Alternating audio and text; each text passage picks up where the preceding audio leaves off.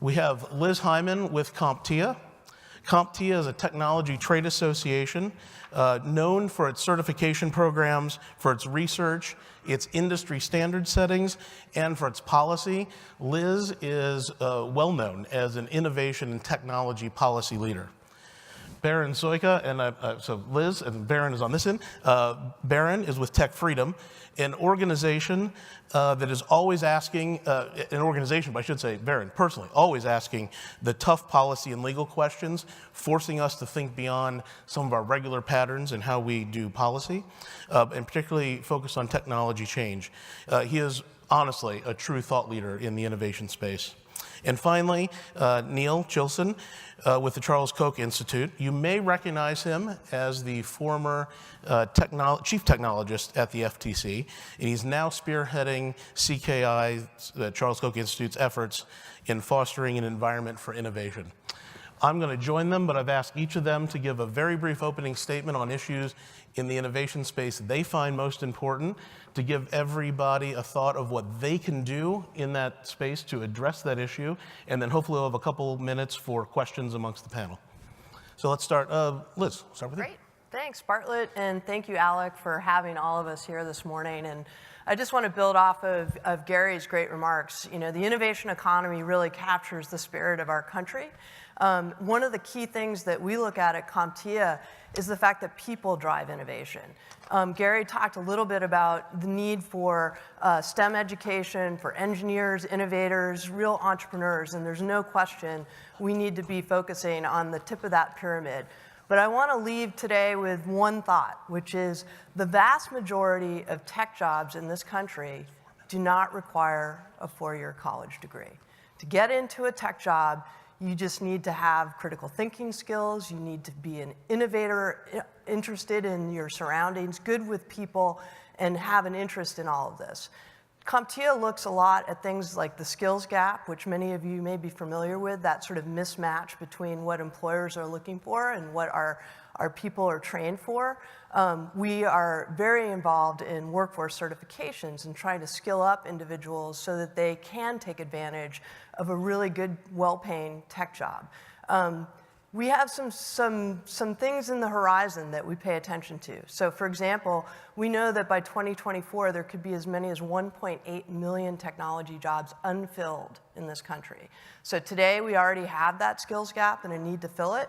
But what do we need to do to think about the impending retirements, the churn that innovation creates in general? We need to get more people beyond what we would call a confidence gap. This idea that, you know, maybe I'm not in the position to really take advantage of technology. You know, I use my iPad, but I don't really kind of grab it. And math and all those things are a little scary to me. We need to be able to address that, think about how we use our public policy to help with that conversation. So how do we get more public-private partnerships in the country so that we're putting people into alternative learning paths? It could be, you know, things like a P-Tech program or dual credit systems where young people in high school are getting credits that could go towards college degrees, but also they're getting internships and work experience. At CompTIA, we champion something called the Chance and Tech Act, which is a piece of legislation to expand apprenticeships within the tech sector. This is a great model, and in fact, the Department of Labor is looking at this as well as the administration. How do we grow apprenticeships beyond the traditional trades so that sectors like technology can succeed? Right now, we have 11.5 million people that work in the tech sector. We're a $1.6 trillion industry in the United States. We are participating and adding to the economy across the country. But we need to make sure that we're positioning our citizens, our young people, to keep expanding the opportunity. And as I said, it doesn't always involve a four-year college degree. So we need to think expansively about how we're putting people into tech jobs and taking advantage of our opportunities. So I'll leave it there and kind of pass it along. Great. Thank you so much, Liz. Neil? Thanks, Bartlett, and thanks to Alec for having me here. Gary, great remarks, and building on them as well. At CKI, we believe that innovation has been the primary driver of human prosperity over the last 200 years. And it's not just the innovation that we often think about, the electronics and stuff, although that is a key part of innovation today. But over the long history of humankind, it has been innovation, technological innovation, that's made us rich. And that tie to policy is really important because often we need to think about the impact of policy on innovation, not just in the abstract sense, but on how it affects entrepreneurs and innovators because they deliver the products and services that make our lives better. So it's for the average person that we care about innovation. At Charles Koch Institute, I think that raises two issues for policymakers. Often when we're looking at how to solve a policy problem, we ask the obvious question: how does this specific law or regulation, how does it address this problem that's right in front of us? But there should be a second and maybe more subtle question that we ask: how does this affect the environment for innovation? Because innovation doesn't just happen by itself. It requires a culture that embraces change, one that embraces entrepreneurism and experimentalism, but also it requires a political framework, a policy framework that allows people to try to solve the problems that they face every day in new ways. If we have those two ingredients, and the US has done a very good job on that, if we have those two ingredients, we can help make everybody's lives better. So I'll leave you with one practical tip in one specific policy area around privacy. Privacy is going to be talked a lot about this year. It's being talked a lot about right now. When people come to talk to you about privacy and they offer a proposal about fixing privacy, I want you to ask them two questions. First, ask them what is the consumer harm that they are concerned about? What is the specific thing that they are worried about? What is the problem that they are trying to solve?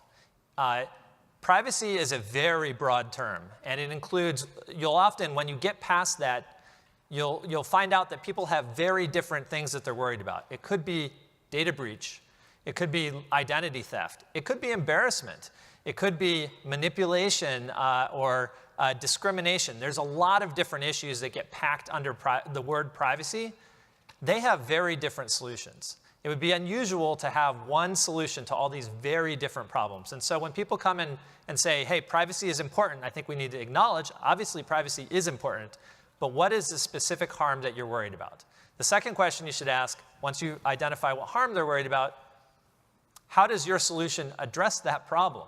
And if that connection is not easy to make, you need to push harder, because the thing that's really important in creating this environment and maintaining this environment that allows innovation is to have targeted government action at actual harms and allow otherwise the environment and innovators and entrepreneurs to do the innovation that helps make our lives better.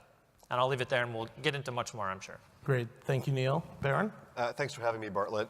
This is the shortest panel I've ever been on, so I'll try to keep this extremely brief. Which means your comments need to be as short as they've ever been. I'm going to try. It's not going to work, but I'm going to try. So I'll give you my two favorite Hayek quotes and then some core principles to talk about. So I think this is really what sums up pretty well what we do at Tech Freedom. So first, Hayek said that it was in the technical discussion concerning administrative law that the fate of our liberties is being decided.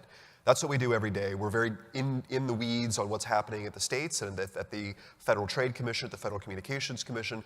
These fights matter, and they seem arcane, but they really are vitally important to the future of our world. Second, Hayek described the job of economics as something that I think is our job as policymakers, which is to demonstrate to people how little they understand about what they imagine they can design, how difficult it is to plan as a technocrat what the future should look like. But that's how every tech policy conversation starts. Neil gave you the example of privacy. People imagine that they know what the internet should look like, and we're very skeptical about that. Our job is to try to find legal approaches, administrative law that deals with real problems in a way that doesn't try to dictate what the future should look like. So let me talk about a few broad principles that I think are important. Number one, federalism. That's what all of you do. I believe in the sovereignty of states. They are co-equal sovereigns in our system. Tech Freedom has been engaged in defending them against overreach by the Federal Communications Commission, for example. But federalism is a two-way street. Federalism also means understanding that certain aspects of our economy are truly interstate and indeed international, and the internet is at the top of that list. So it is very problematic when states attempt to try to regulate what are inherently internet services. We can't have 50 states having each of them their own framework for regulating privacy.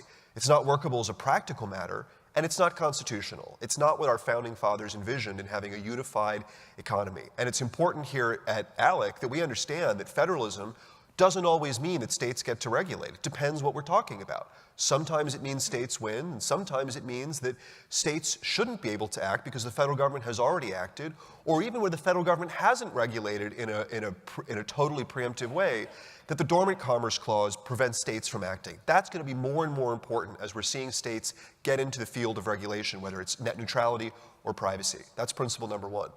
Principle number two, free speech. That's something that everyone here at ALEC is profoundly committed to. It's something that really shaped the conservative movement.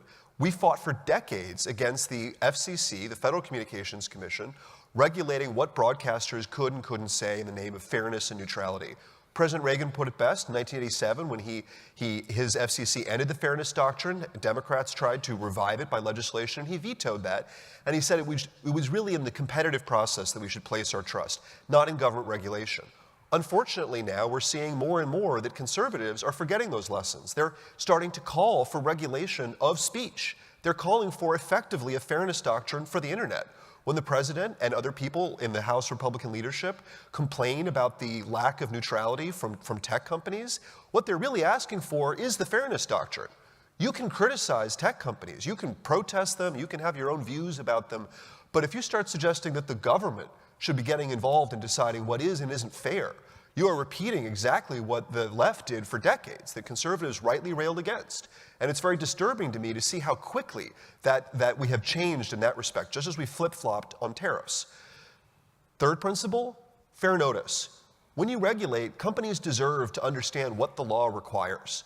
Right? Unfortunately, that's more and more difficult as we're dealing with technological change because we don't know what the problems are. We don't know what the law actually is going to look like in the future. And it intersects with the fourth principle I wanted to talk about, which is the separation of powers. So in principle, legislators like you, or in Congress, they're the ones that make the law, and it's the job of bureaucrats and administrative agencies to enforce the law. Unfortunately, technological change makes it more and more difficult to decide what legislation should look like, and unfortunately, legislators keep leaving that up to regulators. And unfortunately, Chevron, the Supreme Court's 1984 decision, has meant that the courts simply defer to what regulators do. That is the essence of fights over technological regulation. And I'm very happy to say that we're finally seeing people on the Supreme Court who really care about rebalancing the separation of powers and defending the legislators so that they're the ones who are making these decisions. But it's in tech policy that fight matters most. So to wrap all this up, I would just mention one last principle. It's not a constitutional one, but it is sort of the First Amendment for the internet, which is Section 230. That's the law drafted by Republican Chris Cox back in 1996 that has made the internet possible. It means that websites are not held responsible for content that's created by their users. The internet would not exist today if it weren't for this sort of quasi-constitutional principle.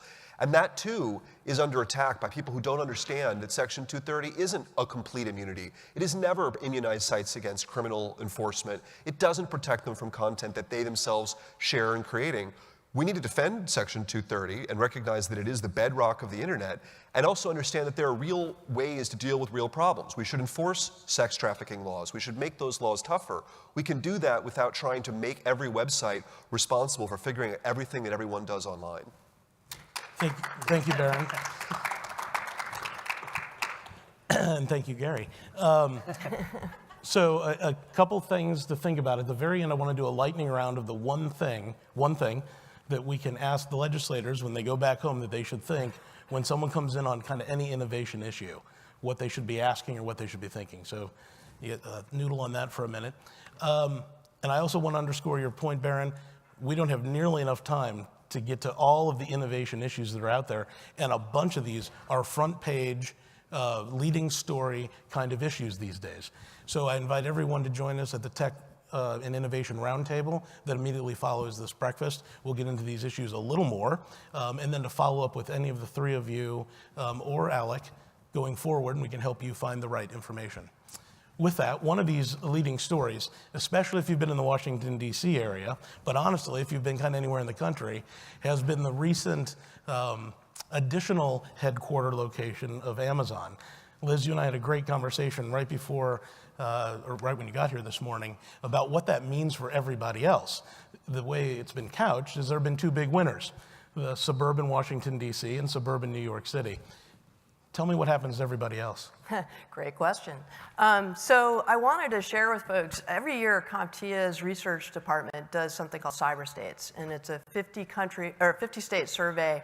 You can look it up. You can find out, what's your similar stats actually, but in terms of what's your innovation within your state, how many jobs are supported, what the economic vitality is. But from that, we kind of siphoned it down, and we just recently put out something called CompTIA Tech Towns. And we looked at cities that were of a population of 250,000 and above. And then we looked at things like, what's the cost of living? What does housing cost? What are the number of IT jobs that are posted? And we came to some sort of interesting conclusions that, yes, San Jose is on there because the salaries offset some of the incredible cost of living expenses. But we also found amidst these tech towns, there were some really interesting places. Huntsville, Alabama. I think Colorado Springs was one of them in Colorado. So a lot of sort of mid-tier cities that really have an incredible vitality when it comes to technology that we're not always focused on. A couple weeks ago, I was at an event where Steve Case spoke, and he gave a really interesting statistic, and I'm sort of couching it a little bit here, but he said that 90% of venture capital dollars go to 3 states in the country: California, New York, Massachusetts. 90%. That's incredible. That means that only 10% is going to the rest of the country. So as legislators, as people that are involved in these conversations, I think one of the things that we need to focus on is to take advantage of the natural competitive advantages that some of these other towns have that didn't get Amazon. And believe me, I understand what a benefit that can be, but also a curse. I'm not looking forward to the traffic over the next few years.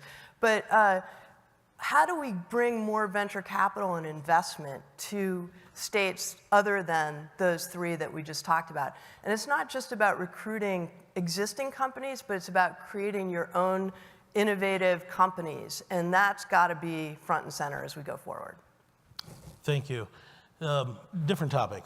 Neil, privacy. I don't know that we can read an article these days, especially after California enacted its law, I believe it was July of this year, following Europe a few months before that. There are all kinds of misconceptions. What do you think the biggest misconception about privacy laws, privacy debate is? Well, I think the biggest misconception is that the U.S. is the Wild West, that we don't have privacy laws, because we don't have a big overarching prescriptive federal regulatory regime. The U.S. actually has hundreds of privacy laws. Many of them are state laws. Many of them are sector-specific. And then it has the most active privacy enforcer in the world with the Federal Trade Commission. Europe has a very complicated legislative approach, GDPR, which replaces a previous, slightly less complicated, but also a very prescriptive approach to privacy. The big difference is that it's largely unenforced. So when you see the effective nature in the U.S. of privacy legislation, privacy regulation, what we have here is a case-by-case approach that is largely focused on the injury, addressing a real injury to a consumer. That is both better for innovation, but it's better at fixing the problems that do come up, rather than trying to design ahead of time how we think what should be the right approach to privacy, sitting in 2000 and designing for 10 years out. That's very difficult to do. It's impossible to do. The U.S.'s approach is rigorous and pretty flexible, and it's not the Wild West. It is an effective privacy regulation regime. Go ahead, Liz. Take 30 seconds. 30 seconds. I just wanted to add on to these points, which is because of GDPR, a lot of U.S. companies, particularly small and medium-sized companies, have stopped doing business completely in Europe. They can't afford it. It's a $7 billion compliance cost.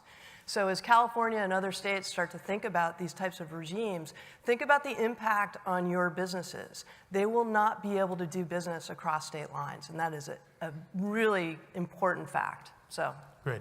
Berin, I know you want to jump in. 30 seconds. 1,100 American news sites. They're not available in Europe because they're not able to comply with GDPR. But the real irony of GDPR, or with regulation like that more generally, is that it protects the biggest companies. Microsoft can afford to spend 10,000 engineer hours on compliance.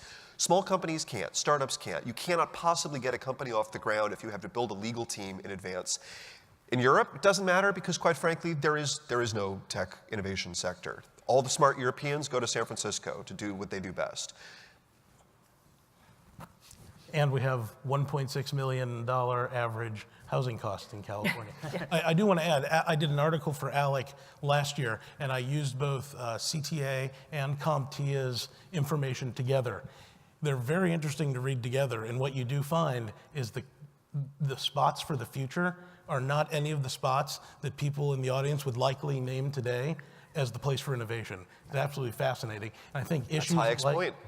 Exactly. And I think issues like privacy underscore that point, that when legislators sitting in the state have to make these real decisions that will very much affect where companies go, and what they do, and to whom they can sell, it will further make a very interesting map. And the places that have been successful are typically now the places that are going the wrong direction in those decisions.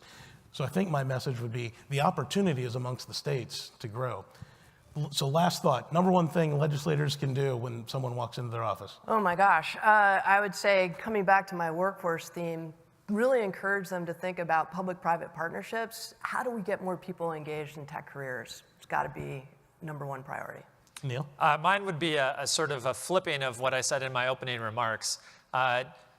Ask people when they have proposals for you, once you identify the harm, ask them how you know it succeeded. How will you know 5 years down the road that it actually made consumers' lives better? A lot of regulation is measured in success, and this is happening in GDPR, is measuring in success by the amount of money that companies are spending. That is not a good metric for making consumers better off.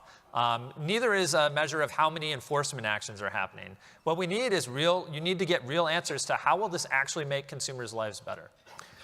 Flip an answer, ask yourself what the state of California is doing to try to regulate, and don't do that. California has the advantage of incumbency, so they can afford to be incredibly stupid when it comes to regulation. But the serious answer is what California isn't doing is stopping to ask itself, how do they enforce their existing laws? So I started out by talking about federalism. States do have a role in enforcing existing laws about competition and consumer protection. Those are generally applicable laws that are applied to everyone. They ban false marketing, deception, unfair trade practices. I'm all for states enforcing those. And unfortunately, every single time there's a problem, legislators always say, but we have to have a new law, a new privacy, a new whatever political speech law. They never stop to ask themselves, well, what is the Attorney General's office actually doing to enforce existing law? Do they have the resources they need? Are they working with the Federal Trade Commission? The FTC can't enforce against all the bad actors out there. That's an area where all of you state legislators could be focused in a constructive way. It's not going to win headlines. It may not get you to be governor, but it's actually constructive. Very good. I think if I go to 2 minutes over, I lose my job. So thank you, guys. We look forward to hearing more from you in the future. Thank you very much. Thank you. Thanks.